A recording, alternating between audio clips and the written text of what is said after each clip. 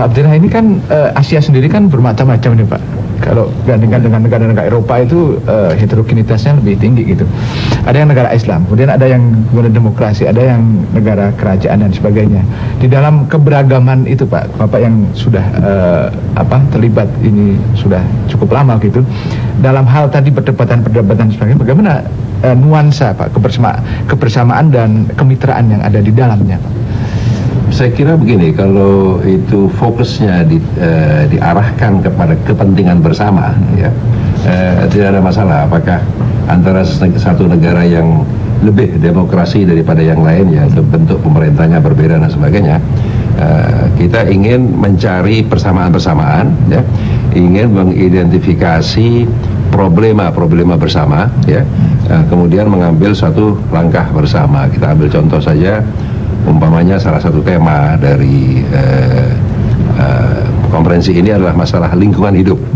Ya, lingkungan hidup itu sudah menjadi problema planet ini secara keseluruhan. Ya. Setiap bangsa, setiap negara, kecuali beberapa negara tertentu barangkali yang belum menganggap ini penting, itu sudah menganggap bahwa nasib anak cucu kita itu akan betul-betul tergantung dari keputusan yang akan kita ambil. Nah, di situ kita bisa bersama-sama mengambil suatu langkah dan sepakat untuk mengadakan semacam legislasi perundang-undangan bersama yang menunjang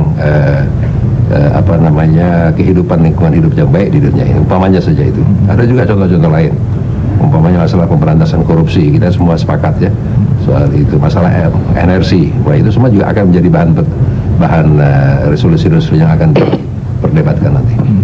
Pak Abdillah, output atau keluaran daripada ANTA ini atau IBA ini sejauh mana Pak kewibawaannya ketika kemudian kembali ke negara masing-masing, apalagi ketika kemudian berpengaruh pada skop global begitu Pak? Sejauh mana Pak kewibawaan dari lembaga ini Pak ketika mengeluarkan katakanlah draft atau resolusi gitu? Memang kita ini bukan seperti di PBB, ya, di mana keputusan atau resolusi PBB itu mengikat anggotanya secara hukum, ya. Di sini memang tidak ada ikatan hukum, tidak ada, lebih merupakan ikatan moral, ya.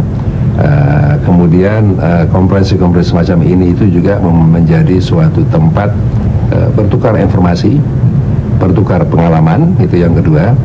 Dan yang ketiga itu juga tidak kalah pentingnya, itu menjalin hubungan-hubungan personal antar anggota-anggota parlemen, sehingga kalau ada masalah antara kita dengan satu negara tertentu, ya, di mana parlemennya itu punya fungsi, mungkin kita bisa kontak anggota parlemen itu, tolong diusahakan pemerintahnya supaya jangan begitu.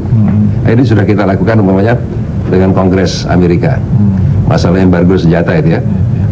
Eksekutifnya sudah lunak, Kongresnya masih ngotot yang mau embargo pada saat itu.